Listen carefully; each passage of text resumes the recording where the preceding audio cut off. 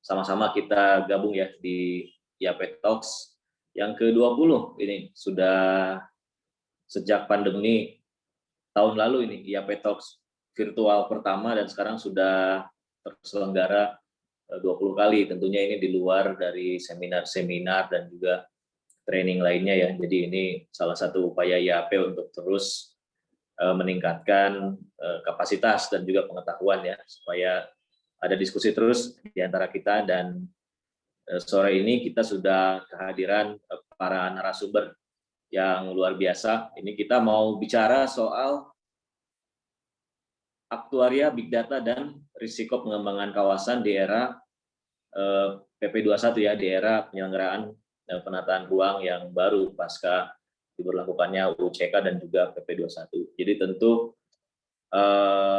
sebagaimana kita ketahui ya, pemanfaatan ruang berbasis risiko ini tentunya akan membutuhkan dukungan-dukungan ya, baik big data agar kemudian manajemen pengelolaan risiko ini bisa lebih baik begitu ya, bisa lebih terkelola dengan baik.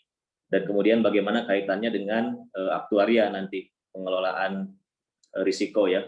Aktuaria sebetulnya kan lebih banyak ke risiko pengelolaan risiko-risiko investasi ya begitu ya. Jadi mestinya akan ada kaitannya nanti dengan bagaimana praktik ke depan pasca diberlakukannya PP21. Di sini kita sudah hadir Pak Sabto Wahyu Indratno, SSI MSc PhD. Selamat siang Pak Sabto. Siang Pak. Pak Sabto adalah dari kelompok keahlian statika FMIPA ITB ya Pak ya, peneliti di University Center of Excellence Artificial Intelligence on Vision, NLP, and Big Data Analytics. Luar biasa.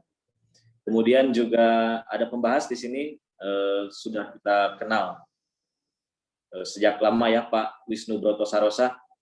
Selamat siang Pak Wisnu, apa kabar? Beliau sekarang adalah Ketua Selamat siang Mas Dimas. Baik-baik, alhamdulillah. Kemudian diskusi ini akan difasilitasi oleh Pak Ridwan Sutriyadi. Beliau adalah Ketua Bidang Digital Planning Tools di Pengurus Nasional IAP. Pak Ridwan, mangga silakan diskusinya di take over dari sekarang. Silakan dimulai. Terima kasih. Selamat berdiskusi. Sekian, terima kasih. Terima kasih juga kepada Pak Ketum yang lagi survei dan para senior. Terima kasih kepada Suaranya agak kecil nih Pak Ridwan. Ini mungkin saya meng-off-kan saja. Mohon maaf. Rebutan. Terima kasih ke Pak Sekjen, juga kepada Pak Ketua Umum yang sedang survei. Saya juga mengaturkan terima kasih kepada narasumber Pak Sabto dan Mas Susan, senior saya Pak Wisnu Broto. Jadi IAP Digital Planning Tools ini sejak kepengurusan baru Pengurus Nasional Ikatan Ahli Perencanaan sejak tahun lalu aktif melakukan webinar yang kita sedang berusaha di tahun 2021 ini tadi di belakang layar dengan timnya Pak Dimas. Ini mohon ini ya, ada yang belum di mute ya.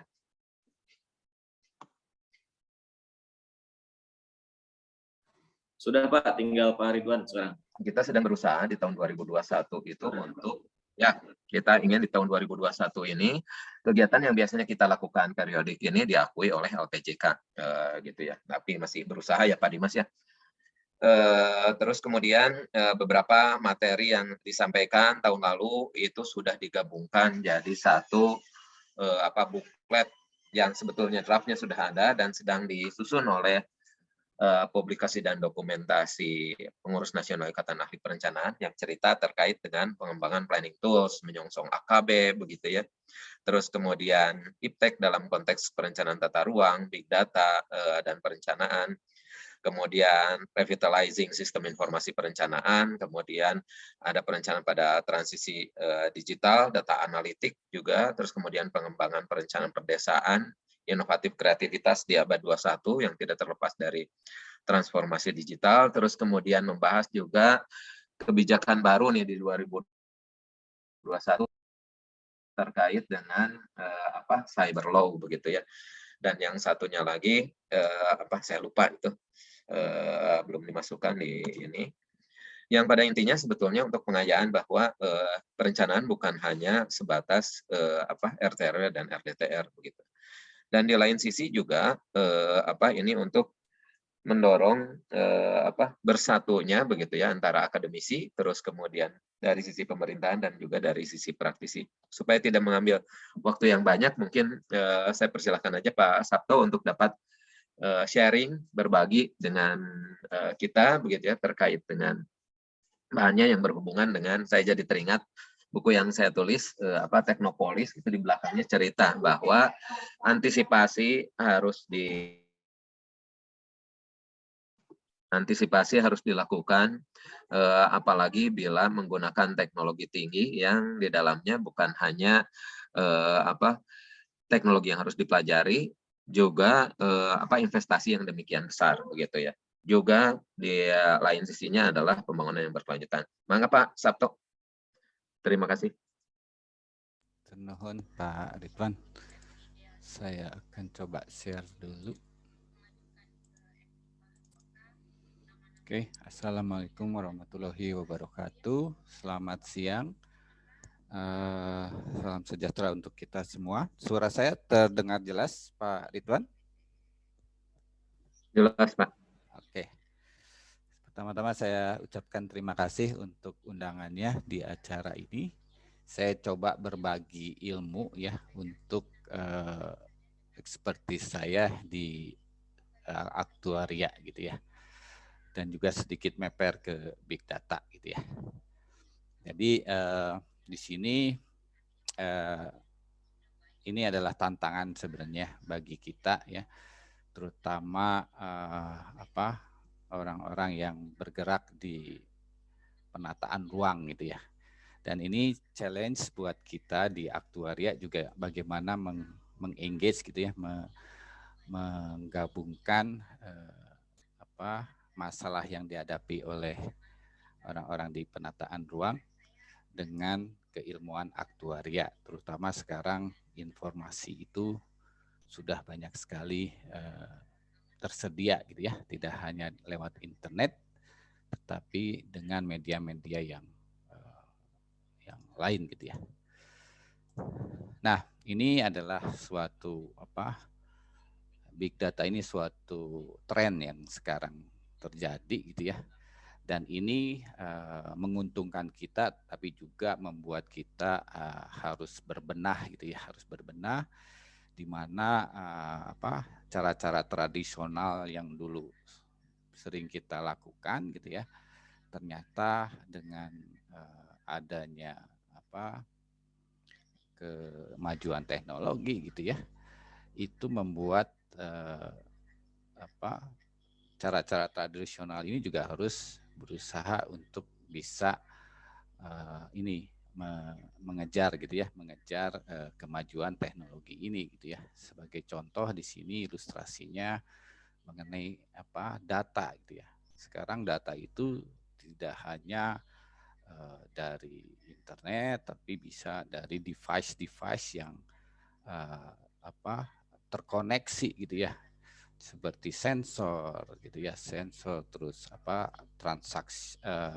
transaksi kita di mall, di supermarket atau apapun gitu ya, selama itu terkoneksi itu bisa memberikan kita informasi gitu ya.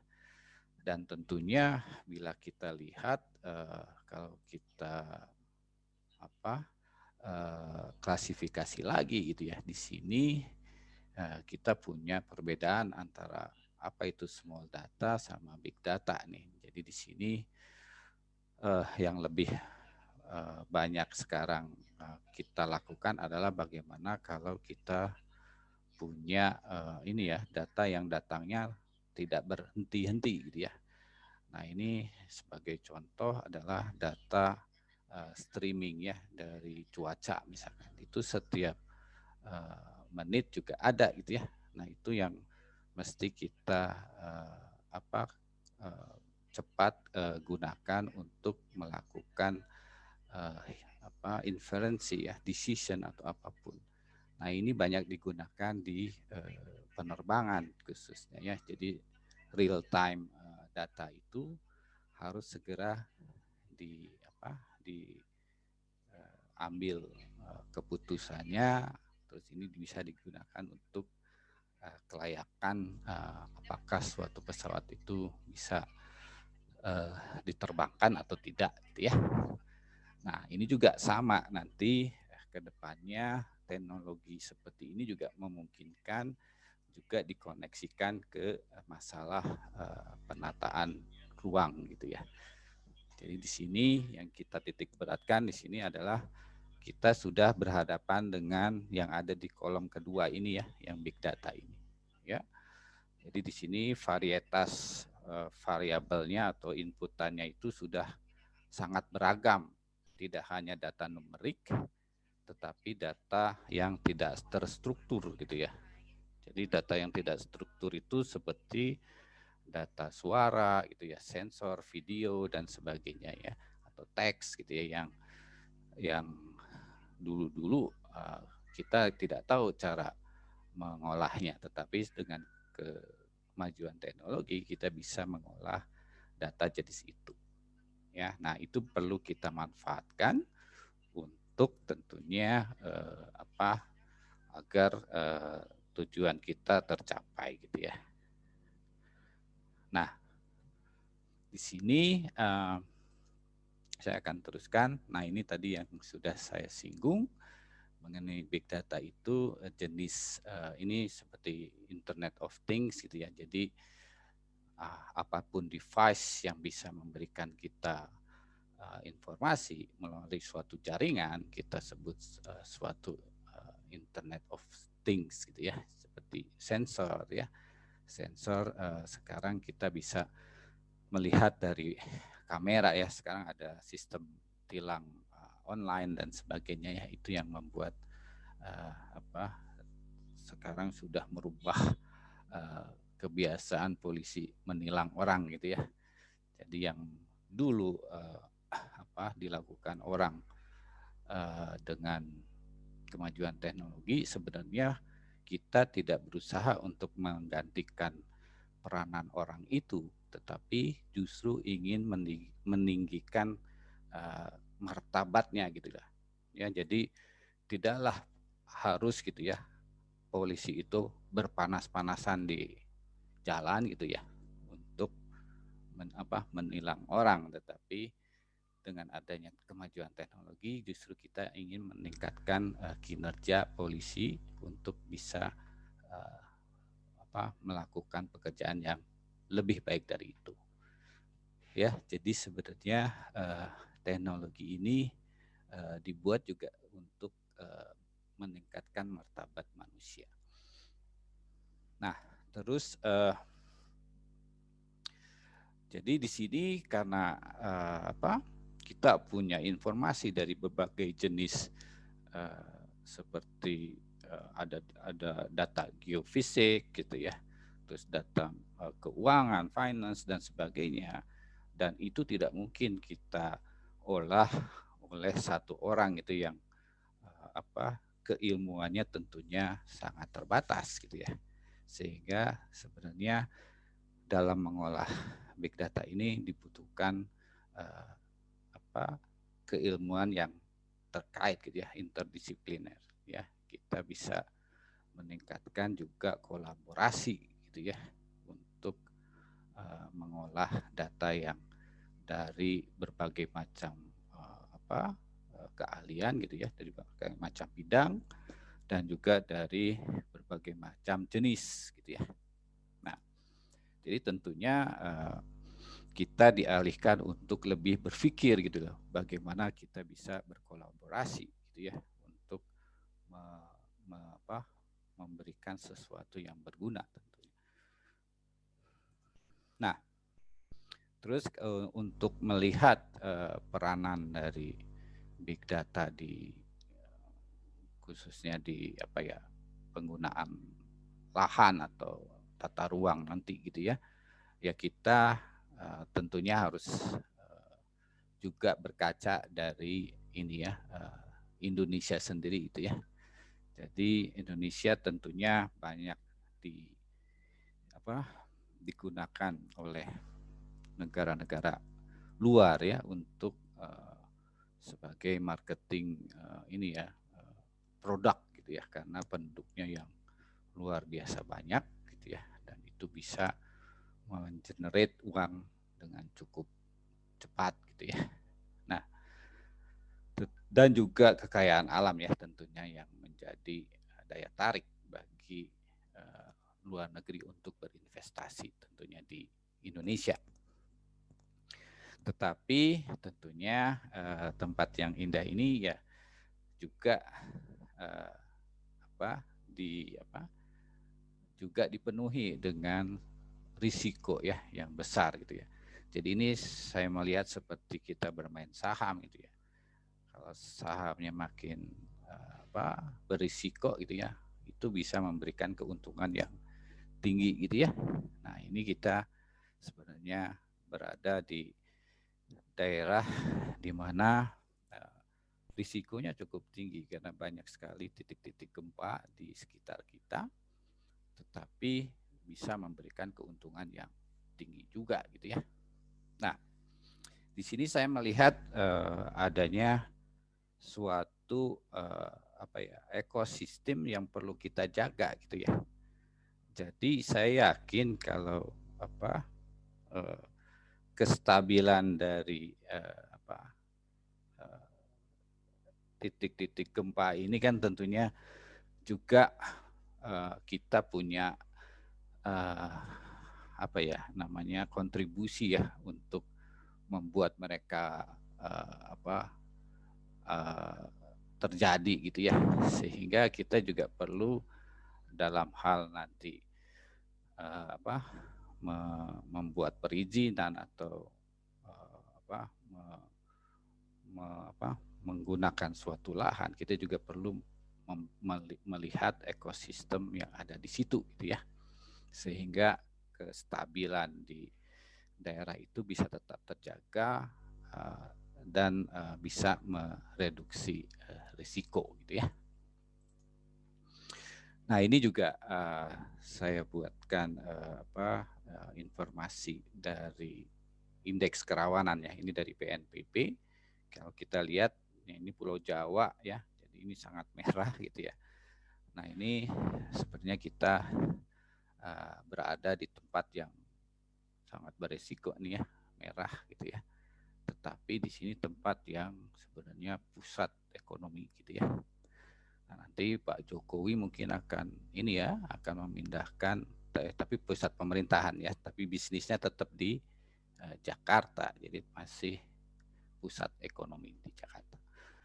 Nah, tentunya kalau kita lihat menurut indeks kerawanan di sini, misalkan nanti kalau ibu kota akan dipindahkan ke Kalimantan, tentunya akan lebih baik ya menurut indeks kerawanan di sini. Jadi dari peta indeks ini kita bisa melihat potensi dari risiko yang ada gitu ya. Nah, ini saya coba juga summary gitu ya, menyarikan bencana-bencana yang sudah terjadi gitu ya. Ini hanya 2 tahun saja untuk melihat bahwa khususnya di sini ada tentang tanah longsor gitu ya. Jadi saya menitik beratkan di sini nih ya. Jadi ada lumayan banyak ini ya, ada sekitar ya stabil di atas 500 nih ya. Nah, apa yang terjadi dengan tanah longsor? Apakah peruntukannya memang untuk perumahan atau apa gitu ya. Nah, ini juga perlu nanti dijadikan sebagai inputan ya untuk proyeksi mengenai peruntukan tanah nanti ya. Nah, terus ini mengenai kebakaran hutan dan lahan juga lumayan ya. Yang paling banyak ternyata karena puting beliung gitu ya. Nah, ini mungkin karena kita belum melihat potensi cuaca buruk di situ ya, di daerah-daerah yang digunakan untuk perumahan gitu ya. Nah, itu juga mungkin nanti bisa menjadikan masukan ya, tidak hanya teknologi yang kita punya itu tidak hanya untuk melihat batas wilayah, tetapi kita juga bisa melihat potensi-potensi cuaca buruk gitu ya, yang bisa terjadi di setiap daerah itu gitu ya. Nah, jadi di sini saya meyakini gitu ya, bahwa tata ruang yang baik itu akan memberikan dampak risiko yang rendah gitu ya. Tetapi kalau itu tidak diatur dengan baik gitu ya, maka tadi korban misalkan dalam hal yang tadi misalkan angin puting beliung itu akan tetap seperti itu. Ya, jadi keseimbangan ekosistem ini juga banyak juga kontribusinya dari bagaimana kita melakukan penataan ruang yang baik gitu ya. Nah, jadi di sini ya tentunya saya tadi mencoba untuk menitik beratkan kepada kita bisa menggunakan data-data selain tadi ya batas wilayah, tetapi kita juga bisa menggunakan data cuaca gitu ya, dan tentunya tidak hanya statis gitu ya, tetapi kita bisa melakukan real time prediction gitu ya, untuk melihat pergerakan dari cuaca buruk ini gitu ya. Nah, tentunya kita membutuhkan kolaborasi nanti ya untuk mengolah atau memberikan suatu keputusan gitu ya. Nah, selain itu gitu ya, sebenarnya kita juga bisa dari data-data geoseismik dan sebagainya bisa kita melihat keterhubungan gitu ya. Artinya data-data ini bisa kita lihat keterhubungan antara ini ya, komponen-komponen yang bisa memberikan ketidakseimbangan tadi ya, yang bisa cuaca ataupun gempa tadi gitu ya, dengan menggunakan teknologi data besar tadi ya. Dan juga kita sudah banyak menghasilkan metode-metode pembelajaran mesin gitu ya. Nah, saya lihat dari Undang-Undang Nomor 21 ini tahun 2021 sudah juga dipakai gitu ya, data dari BIG gitu ya, untuk mempercepat gitu ya kita dalam hal menganalisa batas wilayah atau gitu ya, supaya jadi lebih akurat lagi gitu ya dengan data BIG ini. Tetapi saya belum melihat apakah data ini digunakan lebih dari itu gitu ya. Apakah kita juga melakukan proyeksi perubahan peruntukan lahan misalkan. Ya, itu juga sangat penting dari keilmuan yang saya pelajari gitu ya, ilmuwan aktuaria. Nah, jadi prinsipnya di sini saya lebih ke ini ya, ke pemerintah gitu ya, bagaimana dengan membuat suatu tata ruang yang baik gitu ya, kita bisa menekan pengeluaran dana bencana yang tentunya akan dikeluarkan oleh pemerintah gitu ya. Nah, tentunya ini bisa kita lakukan ya dengan melihat historical data gitu ya, data masa lalu yang sudah terjadi misalkan ya, yang di daerah yang akan kita tata ruangnya misalkan ya. Nah, terus prinsipnya kita tarik gitu ya. Kita tarik ke suatu waktu di mana lokasi itu akan digunakan gitu ya. Jadi kita lihat daerah itu seperti punya historis risiko seperti apa, apakah pernah terjadi gempa gitu, apakah pernah banjir atau apapun. Itu nanti kita bisa lihat perilakunya kalau kita tarik di waktu ketika lahan itu akan digunakan misalkan ya. Nah, dari situ setelah kita proyeksikan, kita bisa ukur gitu ya risiko dari penggunaan lahan di situ gitu ya. Dan tentunya kalau banjir ya kita tidak peluang banjirnya misalkan tinggi, maka lahan itu tidak baik diperuntukkan untuk bisnis perumahan misalkan ya dan sebagainya. Nah, itu yang sebenarnya kita lakukan ya dalam hal mengukur risiko gitu ya.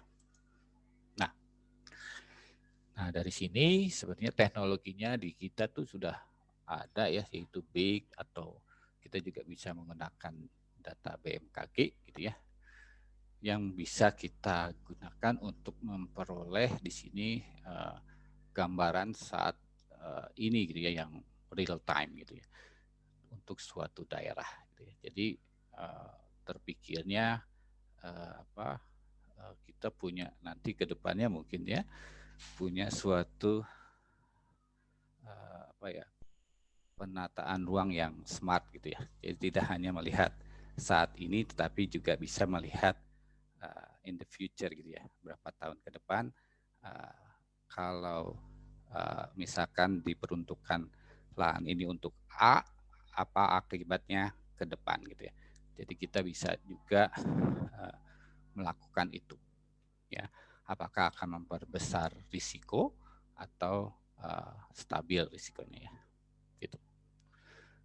Nah, tentunya citra satelit ini banyak digunakan ya untuk melihat hotspot yang risikonya paling tinggi gitu ya. Dan sehingga kita bisa menghindari hotspot itu untuk peruntukan aktivitas manusia misalkan.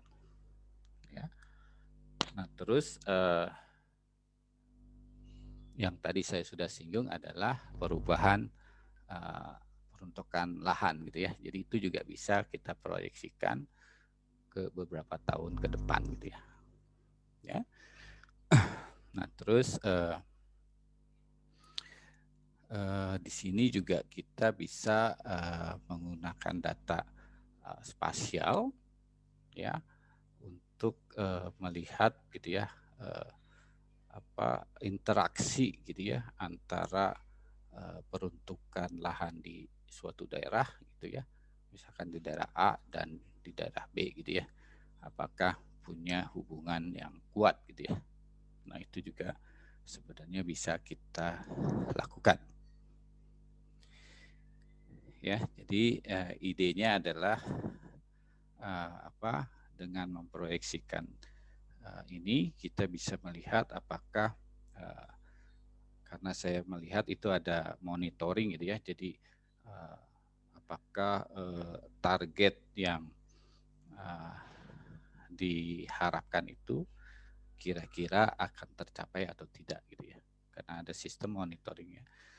Nah, jadi misalkan untuk 5 tahun ke depan ya itu kita sudah bisa memprediksi kalau lahan ini dipergunakan untuk suatu kegiatan dalam 5 tahun ke depan akan seperti apa. Nah, itu yang kita monitor dari waktu ke waktu. Gitu ya. Nah, ini contoh di mana spatial data gitu ya dalam hal penggunaan lahan ini di Guanting River Basin gitu ya, di Cina gitu ya. Di sini di tahun 80 ya ini kita pastinya punya data histori gitu ya. Nah, ini sangat berguna sekali untuk memproyeksikan penggunaan lahan gitu ya. Nah, sebagai contoh di sini yang merah-merah ini masih sedikit ya untuk lahan yang digunakan gitu ya, masih banyak yang hijau gitu ya. Nah, ini dari tahun 1980 sampai 2010 gitu ya. Nah, terus dari sini kita bisa proyeksikan nih sebenarnya ya penggunaan lahan ini ke misalkan 2030 atau 2060 ya. Nah, kita bisa lihat bahwa yang merah itu semakin berkembang gitu ya untuk yang di sini ya. Ini ada dua pendekatan ya. Jadi yang satu ya lebih ekstrim gitu ya, lebih banyak merahnya dari pendekatan ini. Ya. Nah, tentunya tergantung dari target atau target yang kita punya, apakah kita akan mempertahankan yang merah ini berapa persen gitu ya, atau seperti apa. Nah, tentunya itu nanti ada kontrol dari kita gitu. Ya. Nah, ini penggunaan lahan di Bogor ya. Ini salah satu contoh lagi ya yang sudah diproyeksi ke tahun 2025 gitu ya. Jadi terlihat proporsi hutannya sudah sangat kecil gitu ya. Jadi di sini sudah banyak pembangunan yang merah ini ya. Nah, jadi di sini kita juga bisa mengecek gitu ya spot resikonya di mana nih, di mana yang sering banjir dan di mana yang sering diterpa angin tadi ya. Nah, ini contoh penerapan di asuransi gitu ya. Jadi di sini setiap kita punya data spasial, kita selalu mencoba tadi ya melihat spot yang berisiko gitu ya dari cuaca ekstrim gitu ya. Di Indonesia tentunya angin ya, terus banjir gitu ya, hujan gitu ya. Nah, di sini kita sudah bisa klasifikasikan daerah di mana yang sering terjadi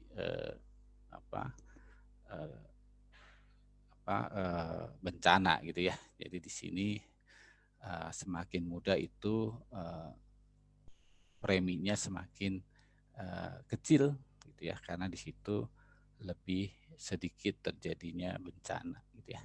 Semakin tua itu semakin risikonya tinggi ya. Nah, di sini juga kita bisa bekerja sama dengan BMKG gitu ya untuk melihat pergerakan angin gitu ya. Nah, di sini juga kita bisa dengan pergerakan angin ini kita bisa menghitung risiko dari setiap lokasi yang tadi gitu ya.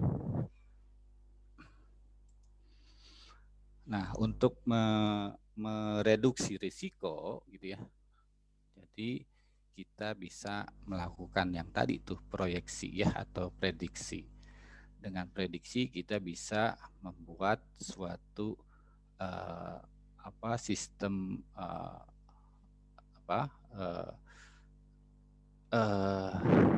pemberitahuan awal gitu ya, early warning system gitu ya, seperti pemberian simbol-simbol ini ya. Jadi ada potensi disaster gitu ya di sini, atau potensi kebakaran atau apapun. Nah, itu bisa untuk mengurangi risiko yang akan terjadi. Nah, ini sangat bisa membantu dalam hal yang tadi ya, dana kebencanaan bisa kita turunkan.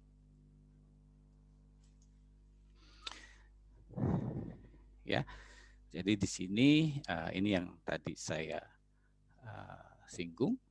Nah, jadi saya simpulkan gitu ya, untuk lahan yang akan dipakai ya perlu kita kaji gitu ya, beberapa data gitu ya, data masa lampau yang bisa kita gunakan ya untuk keperluan yang tadi ya, mengestimasi potensi-potensi spot yang berisiko tinggi gitu ya, dan juga tidak lupa untuk bisa memproyeksi ke depan. Nah, itu kemungkinan yang bisa juga kita tambahkan mungkin ya. Kita tidak hanya melihat saat ini, tetapi kita juga harus bisa melihat penataan ruang atau peruntukan lahan ini beberapa tahun ke depan itu seperti apa. Ya, jadi ini saya singgung berkali-kali gitu ya, bahwa penataan ruang yang baik itu bisa menurunkan risiko bencana gitu ya, sehingga kita turut andil gitu ya untuk mengurangi beban pemerintah untuk dana bencana ini. Oke, jadi itu saja sharing keilmuan saya di bidang ini. Terima kasih Pak Ridwan, mangga. Terima kasih Pak Sabto. Pak Sabto rada mengurangi kedetailannya karena memang pesannya untuk mengidentifikasi lebih dahulu begitu ya. Dan memang riset-riset beliau itu dari mulai yang sifatnya umum sampai kepada tubuh manusia ya Pak Sabto ya.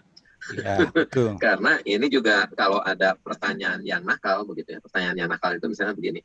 Kami di Provinsi Jawa Barat akan mengembangkan Pangandaran. Sementara seperti kita ketahui bersama ada keputusan Presiden bahwa garis sempadan baik sungai ataupun pantai tidak boleh dikembangkan. Tapi karena demi kreativitas inovasi dan ekonomi berdaya saing misalnya begitu ya, apakah bisa ada satu kepastian untuk kebencananya dikurangi dan terus kemudian peluang investasi dan ekonomi bisa berputar di situ. Itu mungkin pertanyaan nakalnya mungkin. Ya. Tuh. Nah, mungkin nanti bisa berkembang pada kesempatan diskusi begitu ya, pemanfaatan ruang begitu ya, yang bertindak sebagai diskusan yang akan memberikan tanggapan terhadap bahan dari Pak Sabto tadi begitu ya, dari sudut pandang planning. Mungkin kami persilahkan Pak Wisnu, sepertinya sudah bisa langsung sharing bahan Pak. Sekali lagi terima kasih Pak Sabto. Kami sama. Ini ke Pak, bergeser ke Pak Wisnu enggak? Bentar, namanya dari mana ya? Dikeluarin dulu ya, itu dari Pak Sabtonya sudah dihentikan Pak? Sudah ya? Sudah ya. Tinggal share screen aja dari Pak Wisnu. Screen dari mana ya? Di tengah Pak yang ada hijau, share screen. Hijau. Sebelah chat. Mau dari saya Pak? Nggak muncul atau dari Bapak aja Pak Ridwan? Tolong. Boleh sebentar. Tadi ya. Saya juga ini nyimpen file Pak Wisnunya sudah disimpan di apa? Oke, saya coba juga nih. Seharusnya muncul ya, atau karena saya tutup ya?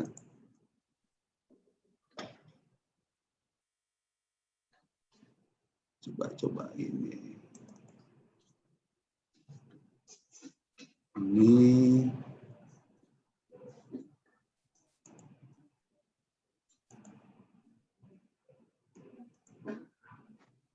bisa ya. Ah nih, saya udah bisa nih. Bisa ya, Pak? Ya, oke, bisa. Ya, silakan. Saya baru ketemu filenya. Oke, saya bisa ya. Ini sudah terbaca belum ya? Udah kelihatan, tinggal di full screen aja Pak, ini sebelah kanan bawah. Oke. Baik, terima kasih Pak Ridwan. Selamat sore, Assalamualaikum warahmatullahi wabarakatuh. Pak Sabto yang kami hormati, Pak Ketum nih, Pak Andi, Pak Sekjen, Pak Dimas, juga ada Pak Boy. Ini terus terang menarik nih Pak. Terus terang ini kemarin saya sempat bilang sama Pak Ridwan, saya bukan ahlinya ini, aktuaria aja apa, saya juga masih nebak-nebak gitu ya. Terus terang saya coba baca-baca, dan ternyata memang luar biasa nih masalah aktuaria ini. Saya kira sooner or later kita harus, para planner ini memang harus mempelajari aktuaria. Bahkan implikasinya saya kira perlu ada satu mata kuliah begitu yang mendalami masalah aktuaria ini.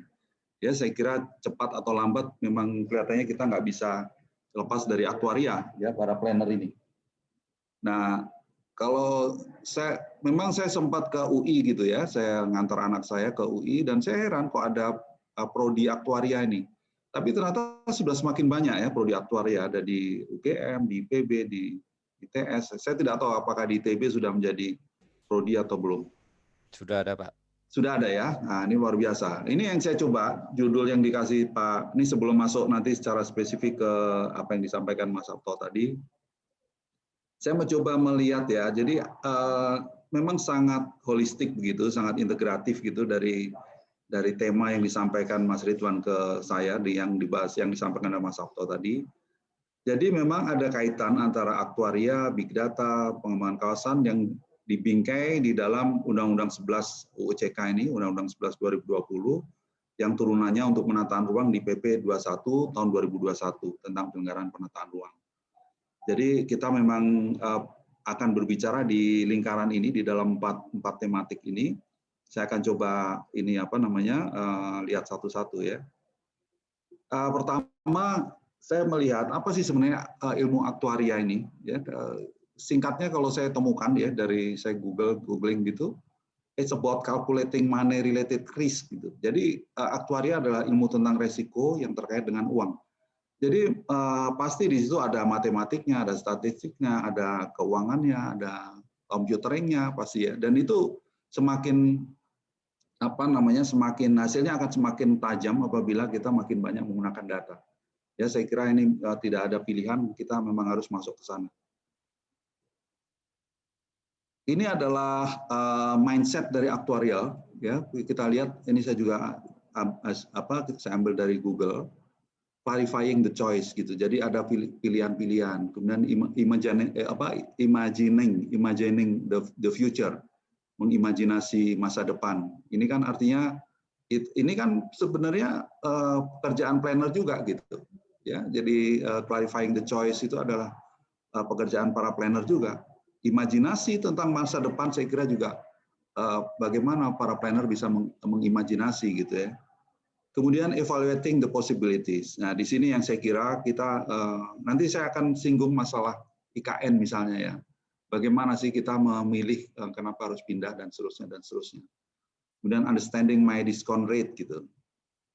Kemudian evaluating intangibles. Saya kira kita juga harus memperkirakan hal-hal yang intangibles. Bahkan kalau di masyarakat kita, saya dalam banyak kesempatan, dalam banyak diskusi selalu mengingatkan dalam pekerjaan planning kita itu masalah informality gitu ya. Masalah kemarin saya diminta Pak Denny kuliah umum di PWK ya, di 1S2, dan saya melihat bahwa memang masalah informality ini kemarin masalah aspek pengendalian, tapi saya lihat bahwa masalah informality gitu ya, masalah bagaimana sektor-sektor informal itu sama sekali tidak pernah diperhitungkan di dalam planning kita. Ya, saya kira kita juga akan masuk ke sana ya, hal-hal yang sifatnya intangible. Bukan hanya kalau di sana ini kan hedons gitu kan, ada kaitan dengan hedons, dengan sesuatu yang keluar dari hal yang biasa-biasa saja. Kemudian researching and adjusting odds gitu, hal-hal yang aneh-aneh itu mesti kita lihat juga. Kita harus ngerti benar hal-hal yang di luar dari yang umum. Considering other people reasoning itu. Kita juga memperhatikan bahwa ada orang luar lain yang juga punya pemikiran yang mungkin berbeda. Jadi Bapak Ibu sekalian, teman-teman, ini yang saya kira sangat-sangat relevan dengan pekerjaan planning ya, kalau saya lihat ya. Nah, ini ingin saya tunjukkan bahwa masalah risiko ini pernah dilaporkan di tahun 2014, ya, risk and opportunity ini di dalam laporan Bank Dunia ya, World Development Report ini.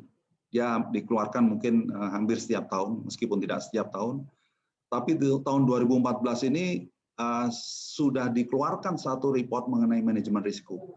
Artinya manajemen risiko itu bukan pada tataran di soal akuntansi, soal perusahaan, bukan, tetapi sudah pada tema pembangunan ya di dalam how manage the risk di dalam development gitu. Nah, ini saya kira kalau kita lihat gambar di sebelah kanan ini, ya risk management itu posisinya kita harus melihat internal condition-nya dan external environment-nya, dan ada kemungkinan ada shocks gitu yang bisa mempengaruhi dari sistem atau kondisi internal dan eksternal tadi. Nah, ini akan berpengaruh pada outcome, dan outcome itu akan menjadi feedback kepada hitungan-hitungan kita di awal. Ini menarik sekali sebenarnya laporan Bank Dunia ini di tahun 2014. Ini yang akan saya tunjukkan juga bahwa ternyata cross country ini ya data begitu antar bangsa, antar negara gitu. Kita lihat di sini Indonesia sebenarnya tidak kalah baik dengan Malaysia misalnya warnanya hijau, atau dengan Thailand misalnya yang warnanya lebih muda. Ya, kita cuma lebih baik daripada Burma dan Papua Nugini ya, di Asia Tenggara ini. Ya, dan masih banyak kita sama dengan India, sama dengan sama dengan Bangladesh gitu ya, dan juga dengan Iran barangkali seperti itu. Nah, sementara di the rest of the dari negara-negara tadi kebanyakan hijau, ya kebanyakan hijau, bahkan Meksiko pun ya di Meksiko itu masih lebih baik dari Indonesia. Ini adalah bagaimana resiko itu diperhitungkan di dalam pembangunan. Ya, kalau kita lihat datanya,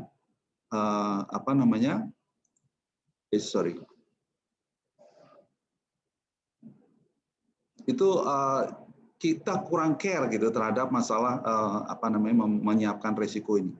Ya, ini saya kira menarik sekali kalau kita lihat di laporan Bank Dunia tadi. Dan di dalam laporan itu dikenalkan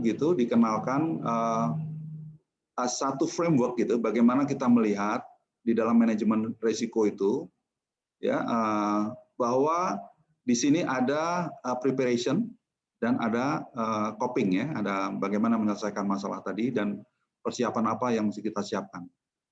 Coping, preparation ini sangat dipengaruhi oleh knowledge kita, informasi yang kita miliki, knowledge kita miliki begitu. Dan saya kira kalau kita bicara IKN, sebenarnya seberapa jauh sih kita berani memindahkan ibu kota ke Kalimantan Timur, kalau knowledge kita hanya terbatas gitu. Jadi yang kita perhitungkan itu semakin sedikit yang kita peroleh, kita preparation semakin sedikit, maka resikonya itu akan bisa semakin besar, dan usaha untuk copingnya ini, untuk menyelesaikan dampak-dampaknya akan menjadi lebih besar. Gitu. Tapi sebaliknya begitu preparation-nya lebih panjang, lebih banyak begitu ke sana, maka ini akan menjadi semakin kecil, akan tertolong gitu. Nah, insurance gitu, insurance ini kan pada dasarnya semacam cross subsidi gitu, over time from good to bad, state of nature gitu. Jadi bagaimana sumber yang antar manusia gitu bisa saling tukarkan gitu, yang lebih membiayai ini dan seterusnya dan seterusnya. Begitu juga dengan protection ya, bagaimana supaya probability dari kehilangan atau ini bisa di manage gitu. Nah, artinya apa, Bapak Ibu sekalian, teman-teman sekalian ya, kalau kita lihat memang hal-hal semacam ini yang saya kira tidak tersentuh di dalam planning, dan saya kira sudah waktunya kita bicara di dalam planning. Tadi pengantar yang disampaikan oleh Mas Sabto itu menginspirasi kita sebenarnya bahwa bencana itu akan menjadi satu hal yang harus diperhitungkan begitu ya. Jangan sampai energi kita, sumber daya uang, sumber daya manusia, sumber daya waktu akan habis untuk mengelola bencana, karena kita di dalam merencanakannya sama sekali atau kurang sekali memperhatikan kemungkinan, memprediksi. Tadi kan kita bicara mengenai prediksi, mengenai bagaimana kita melihat masa depan terhadap bencana, timbulnya bencana. Nah, kalau kita dari 4 hal ini, knowledge, protection, insurance, and scoping, di dalam kebijakan itu tentunya ada hal-hal yang sangat fundamental ya, yang foundational yang harus kita lihat gitu. Misalnya ya di dalam IKN apa sih sebenarnya knowledge yang perlu kita miliki begitu. Jangan kalau orang sudah mulai banyak bicara soal kalau itu Pak Andang Bakhtiar itu yang ahli geologi bilang terlalu gerusa-gerusu sebenarnya kita begitu cepat memutuskan pindah di Kaltim karena dia kebetulan disertasinya dan penelitiannya berkali-kali di kawasan Kaltim di Kutai dan di PPU itu. Nah, sampai kepada hal yang sangat advance gitu. Ini adalah komponen-komponen di dalam manajemen risiko yang mesti kita lihat gitu. Berikutnya adalah dalam kebijakan, ya risk assessment ini kita awalnya harus kita lakukan dengan melihat risk assessment. Ini bahan-bahan sepenuhnya saya ambil dari laporan Bank Dunia dan memang sangat menarik ya dari Bank Dunia di laporan di tahun 2014 itu. Kemudian assessment mengenai insentif, kemudian bagaimana kalau itu diakibatkan oleh karena kegagalan pasar, kegagalan pemerintah gitu. Kita berasumsi IKN itu everything is okay begitu, padahal IKN itu pembangunan yang long term gitu ya. Dan inisiatifnya sekarang dibuat oleh Pak Jokowi. Pak Jokowi juga pasti akan ada punya batas waktu begitu. Ya, tidak bisa seterusnya padahal ini adalah investasi long term gitu. Artinya apa? Kita harus mundur tadi kalau kita lihat ya knowledge kita harus jauh kita kumpulkan sebanyak-banyaknya agar coping tadi untuk menyelesaikan mengatasi persoalan-persoalan yang muncul itu akan lebih bisa diantisipasi. Itu adalah persoalan manajemen risiko. Ini melakukan informasi ya, information assessment, kemudian behaviornya, resources-nya, baru diputuskan satu policy design. Apa sebenarnya faktor-faktor apa sih yang berpengaruh dari semua itu gitu. Ini sebenarnya lanjutan dari tabel tadi ya, di sini dia tambahkan bagaimana formulasi merespon dari semua kondisi itu, misalnya because of market failure, di sini ada land use plan. Menarik sekali nih di situ dicontohkan gitu ya. Bagaimana rencana gitu ya, rencana tata ruang itu sangat-sangat penting ya di dalam memberi dampak ke seterusnya ini gitu. Jadi semua itu sangat penting kepada tatakannya. Kalau istilahnya Pak Dodi, teman saya di Menko ya, Pak Dodi selalu menggunakan tata ruang itu tatakan untuk kegiatan gitu. Nah, berikutnya ini menarik juga nih Pak Sabto ya, di tahun 2021 masih World Development Report ini, World Development ya, laporan pembangunan Bank Dunia itu mengetengahkan ya tahun ini mengetengahkan mengenai data for better life. Dan di situ disinggung masalah big data, ya dengan big data ini.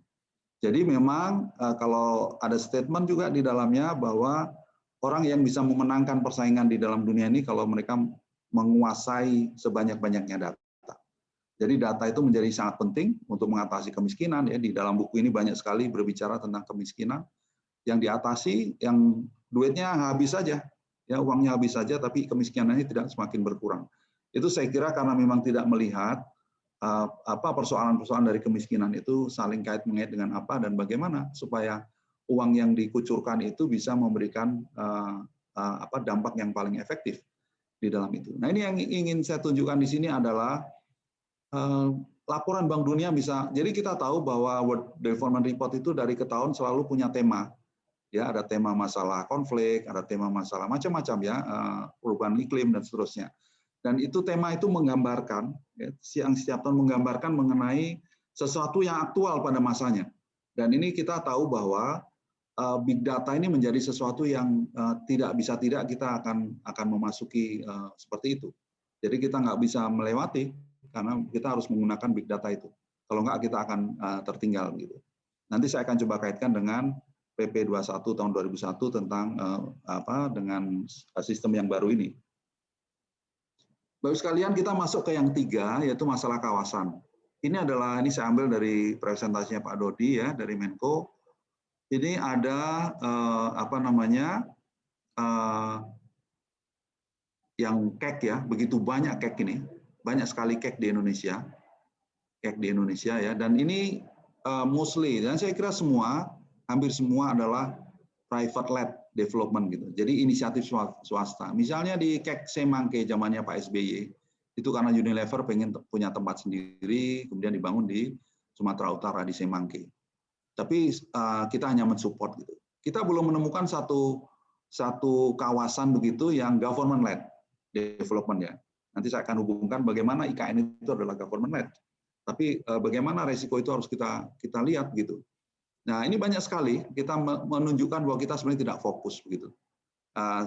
kalau kita bandingkan dengan Cina misalnya di awal open door policy, Deng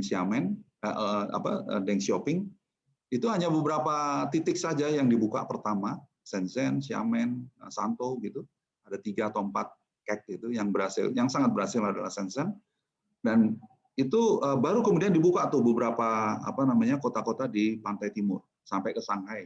Shanghai karena punya infrastruktur yang kuat, punya aglomerasi kapital dan sumber daya, cepat sekali dia Pudong area itu menjadi pusat yang luar biasa besar. Nah, kita tidak melakukan itu, Bapak Ibu sekalian. Kita membiarkan semuanya melakukan sendiri-sendiri, meskipun memang diakui bahwa Indonesia punya banyak potensi. Tetapi kita tahu bahwa resources pemerintah, resources APBN untuk mensupport public investment itu terbatas karena begitu banyaknya tempat. Misalnya sudah mulai ada keluhan dari Unilever di sana misalnya, tapi mohon ini dikoreksi kalau saya salah informasi, mungkin sudah solve gitu ya. Masalah listrik misalnya, atau masalah air, masalah pelabuhan ya di Kuala Tanjung, bahwa ada akses dan segala macam. Itu hal juga dihadapi oleh banyak hal, seperti misalnya di Maloy ini di Kalimantan Timur ya, di Maloy ini banyak orang melihat bahwa ini potensinya sangat bagus sekali. Dia dilewati Alki 2, kemudian pelabuhannya pelabuhan dalam, nggak seperti di Jawa, di sini misalnya di Kendal. Di Kendal ini ada pusat kek ya, ada kawasan industri. Tetapi di sini kan dangkal, relatif dangkal. Baja mau dikembangkan di sini, ya di Siver di pabrik sini. Tapi harus menarik dermaga jauh ke lepas pantai untuk bisa supaya kapalnya merapat. Di Maloy sebenarnya tidak perlu gitu. Tapi kita tidak mendorong kegiatan itu ada di sini. Ya, membiarkannya bertebaran begini sehingga tidak efektif. Ini persoalan resiko. Ini jadi nggak sih sebenarnya gitu? Kek ini akan berhasil atau tidak? Ya seperti itu. Berikutnya adalah PSN. Ini menggambarkan bagaimana APBN kita dikucurkan ya untuk mensupport tadi. Kalau kita lihat sebenarnya konsentrasi, lihat gambar ini, konsentrasinya itu ada di Jawa. Kalau kita lihat di sini bertebaran di luar Jawa. Dari 2 gambar ini saja, ya sebenarnya kita melihat bahwa kita tidak inline, tidak menyamakan yang private-led development tadi dengan government-led gitu. Seharusnya kita cari 1 titik, 1, 2 atau titik saja, kemudian kita push semua di sana sehingga gagasan untuk memindahkan ibu kota itu tidak menjadi sesuatu yang gambling begitu, ya menjadi sesuatu yang pertaruhan ini bisa jadi atau enggak begitu. Karena kita semua resources dari luar, ya external condition tadi, environment tadi, kita fokuskan kepada 1 atau 2 titik saja, ya sehingga orang datang ke sana semua.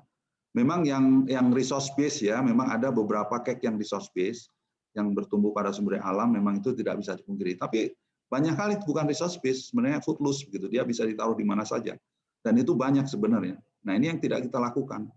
Pemerintah tidak melakukan kepemimpinan di dalam mengalokasikan resources ini. Ini yang semuanya mengikuti swasta, kebetulan punya tanah di sini ikut aja, oke silakan gitu, dilihat di assessment dan kemudian diberikan izin segala macam. Ini yang terjadi dan keseluruhan ini nanti akan menjadi pertimbangan kita bagaimana risiko-risiko ke depan ini, apakah investasi yang ditanamkan itu menghasilkan atau tidak, seperti itu. Bapak sekalian, kita bicara kawasan pertama, ini adalah kawasan industri terpadu Batang, ya, luas yang akan digagas itu 4.300 hektar. Yang pertama, fase pertama 450 hektar, itu kondisinya di pinggir pantai. Ya, ada di pinggir pantai, ini kemudian kedua, kemudian ketiga, dan seterusnya. Ya, ada 3 fase, yang total itu 4.300. Bapak Ibu bisa bayangkan bahwa isu di pantai utara Jawa Tengah ini, ya saya kira juga mungkin merembet di Jawa Barat. Yang pertama adalah alih fungsi lahan sawah. Ini memang tanah-tanah perhutani yang digunakan, ya tanah-tanah kehutanan, PTP dan segala macam. Tetapi multiplier efeknya apakah sudah dipikirkan? Kita tahu bahwa kalau ada industri pasti ada tukang, harus ada pekerja. Pekerja itu makan dan dia pulang. Memang ada asrama di sini, dibuat asrama beberapa gitu. Tetapi dia punya keluarga dan dia perlu makan karena gajinya atau upahnya terbatas, dia perlu bakso, perlu siomay. Nah, akhirnya muncullah warung-warung. Warung-warung itu perlu rumah dan seterusnya, sehingga multiplier efeknya itu bisa, dampaknya bisa lebih besar daripada pusat kegiatan itu sendiri. Ini yang seringkali tidak kita perhatikan. Ya, alih fungsi lahan itu akan terjadi. Yang berikutnya adalah ya memang mengapa ini ditaruh di pantai utara? Saya kira kita tahu bahwa ini ada jalan tol. Ya, kita lihat di master plan-nya ada jalan tol. Kemudian jalan tol ini butuh return ya. Jadi kan kita tidak ingin jalan tol hanya dilewati ketika Lebaran maupun Natal Tahun Baru. Tetapi setiap saat itu harus ada kegiatan ekonomi yang menggunakan jalan tol itu tadi. Kurang lebih sekitar 2 tahun sebelum pandemi, kami melewati jalan tol yang di Pekalongan itu sepi banget. Tapi kita menemukan begitu kita keluar di jalan nasional itu masih banyak truk-truk yang lewat di sana. Kenapa? Karena dianggap mahal dan mereka tidak bisa ngopi dan segala macam, sehingga truk-truk masih melewati di luar sana. Artinya apa? Artinya bahwa tol ini tidak optimal, ya tidak optimal. Padahal sebaliknya investasi ini mahal, perlu return gitu. Faktor yang lain saya kira yang mungkin tidak terlalu serius di Batang, tetapi sangat serius di Pekalongan, itu adalah land subsidence dan ROP ya, dan juga di Demak di sini di sebelah timur dari Semarang. Itu luar biasa ROP-nya, dan itu mungkin akan menjadi gejala yang sangat umum, fenomena yang umum di Pantura di Jawa Tengah ini ya. Dan ini apakah ini sudah diperhitungkan seperti itu? Ya, ini land subsidence ini kalau kita lihat di Jakarta, yang paling dalam itu adalah di kawasan utara ya, di kawasan utara di Kelapa Gading, kemudian di sebelah barat dan seterusnya di Pik dan di daerah sana. Itu di peta kami ya, di peta di Jabodetabek muncul kelihatan sekali bahwa land subsidence di situ sudah merah. Ya, jadi rate atau laju dari penurunan tanahnya itu paling tinggi. Itu yang saya kira menjadi perhitungan kita. Ya, ini kita tidak tahu air ini dari mana, memang akan dibikin bendung dan segala macam, tapi apakah itu memadai? Kita bayangkan kalau ini kita berikan tempat di luar Jawa, ya, di tempat yang bagus, saya bilang tadi Maloy misalnya, semua diarahkan ke sana, maka ini akan aman sebenarnya. Ya, kita akan aman. Ini adalah persoalan opsi ya. Tadi kan kita bicara aktuaria itu, mindset aktuaria adalah berbicara opsi. Kita harus memikirkan karena berbicara risiko. Nah, Bapak sekalian, kita masuk ke IKN. Ini pilihannya sudah diputuskan oleh Pak Presiden, ada di Kalimantan Timur, ada di 2 kabupaten, Kutai Kartanegara dan PPU Penajam Pasar Utara ada di sini. Kemudian sudah dibuat detail lokasi calon IKN-nya, ada kawasan inti pusat pemerintahan dan seterusnya ada sampai ke perkotaannya. Ada kajian-kajiannya dari kemiringan lereng, rencana bendungan, geomorfologi dan seterusnya. Banjir, lahan bagus sawah, penguasaan dan seterusnya. Aman semuanya. Tapi jumping di sini langsung ada desain. Pertanyaannya sebenarnya di luar dari sini, di luar dari frame ini. Yang penting langkah pertama yang seharusnya dilihat adalah site selection. Jadi site selection ini adalah step pertama di dalam pembangunan kota. Dilihat dari berbagai aspek begitu. Ini sudah diputuskan baru kalang kabut karena banyak temuan-temuan belakangan. Ya, banyak temuan-temuan berikutnya yang wah resikonya tinggi. Itu yang sering dikatakan bahwa infrastrukturnya akan sangat mahal dibangun di sini karena untuk air saja ya, dari teman-teman Bappenas. Di Bappenas ini ada 2, saya kira ada 2 yang bekerja keras untuk ini. Yang pertama di deputinya Pak Rudi Prawira ya, di regional infrastruktur, dan yang lain adalah di sarana prasarana di Pak Rizal, khususnya di direktorat yang ngurusin air ya, irigasi dan pengairan. Dan ini yang saya kira menemukan bahwa IKN ini tidak bisa diandalkan dengan menggunakan air tanah, berarti menggunakan air permukaan. Air permukaan berarti hujan, ya berarti danau ya, mungkin itu bisa diatasi ya, tetapi persoalan debit, ya memang curah hujannya cukup tinggi dan seterusnya, tetapi pertanyaannya apakah danau, katanya ada 3 danau atau 3 waduk, 3 dam yang akan dibuat, 1 di reject karena ada tanaman endemik, ada hewan endemik dan segala macam, sehingga diusulkan untuk tidak dibangun dan seterusnya. Jadi banyak sekali trade off yang harus dilakukan di sana. Dan ini kembali lagi masalah resiko tadi. Sebenarnya apa sih sebenarnya? Saya kira saya ingin sekali sebenarnya misalnya Pak Andi ya, Pak Ketum ya, untuk kita secara serius kita diskusikan ini secara terbuka, dilihat dari perspektif kita dari perencana gitu ya. Karena banyak hal sebenarnya, kenapa sih kita harus membangun istana lagi, padahal kita sudah punya istana, sementara duit cekat gitu ya. Kita harus membangun gedung MPR, DPR yang sudah bagus gitu, padahal duitnya terbatas. Dan sementara apa nanti yang akan ditinggalkan? Saya pernah mengikuti rapat dengan DJKN sebagai PMO dan diminta pendapat, saya kaget ya, ternyata sudah banyak usulan-usulan nih, terbuka saja ya saya sampaikan. Usulan-usulan bagaimana gedung-gedung yang ada di Jakarta ini. Tapi itu diskusi itu atau persiapan itu dibuat sebelum pandemi. Ya kita tahu bahwa setelah pandemi ini kebutuhan ruang untuk kantor itu menurun, gitu ya, semakin sedikit karena orang bisa bekerja tanpa ke kantor. Nah, misalnya gedung MPR itu dibikin seperti Opera House di Sydney dan seterusnya dan seterusnya. Itu semua menjadi tidak esensial kalau menurut saya, yang membuat kita menjadi bekerja untuk hal-hal yang sangat superficial. Bapak sekalian, ini yang saya ingin sedikit masih berhubungan dengan ibu kota. Ini yang saya lingkari ini adalah 3 ibu kota. Ini Global Power City Index itu menunjukkan bahwa kota itu punya satu power gitu semua, karena semua fungsi-fungsi itu mengumpul di situ. Ya kita lihat ada beberapa indikatornya, ada ekonominya, ada livability-nya, R&D-nya, environment. Dan itu terlihat bahwa London yang paling besar, yang kekuatannya paling besar, kemudian nomor 2 New York, tapi New York ini bukan ibu kota, kemudian Tokyo dan Paris. Dari ini kita lihat dari 10 besar ini yang 3 menurut saya ini besar sekali, London, Tokyo dan Paris. Itu mereka tidak ada gagasan untuk memindahkan ibu kota. Ya tidak ada pemikiran. Itu orang bisnis dan orang pemerintahan berkumpul di kota itu gitu. Ya jadi pertanyaan gitu. Berikutnya kita lihat ini ada satu artikel ya Brasilia, Jakarta dan Beijing. Ini yang Brasilia dan Jakarta, dia menggambarkan bagaimana tahun 60 Brasil memutuskan untuk pindah dari Rio de Janeiro, kemudian membangun futuristic city. Tapi dia tidak ingat bahwa ada kelas-kelas bawah yang tumbuh. Jadi akhirnya orang-orang miskin ini membentuk kota sendiri di luar dari Brasilia. Ini yang saya kira kita tidak pikirkan. Jadi kalau kita lihat video IKN itu seolah-olah semuanya itu aman dan semua akan dilayani dengan smart city yang mungkin smart design, smart city ya Pak Andi ya. Tapi lupa bahwa mobilitas itu di kita masih banyak dengan motor gitu. Untuk bisa menjadi kereta itu kan investasi besar sekali. Ada tingkat keekonomian yang harus dipenuhi gitu. Ada batas-batas keekonomian yang harus dipenuhi supaya itu bisa kereta itu bisa layak begitu kan. Nggak mungkin kita akan subsidi terus-menerus begitu. Nah, hitung-hitungan ini yang saya kira harus muncul di dalam, kalau kita bicara aktuaria, saya kira hitung-hitungan seperti ini yang menjadi perhitungan gitu. Ini di bawah ini diceritakan bagaimana